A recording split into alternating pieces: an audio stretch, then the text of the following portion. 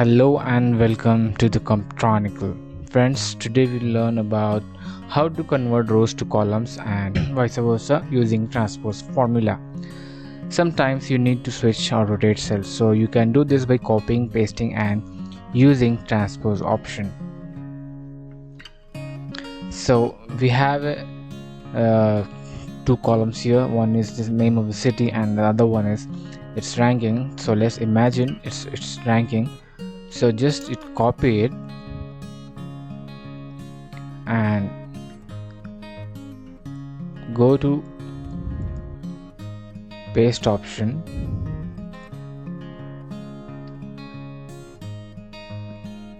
select transpose.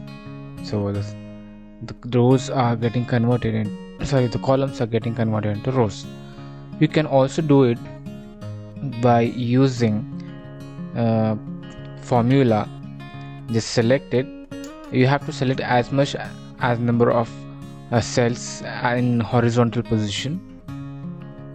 So we have 12 cells here and 2 rows, 2 columns, so you have to select 2 rows and 12 cells.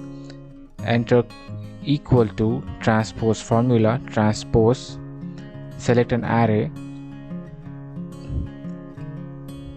from D5 to E16 is our array, close the bracket, and here just don't enter it. You have to press Ctrl Shift and enter. To do this,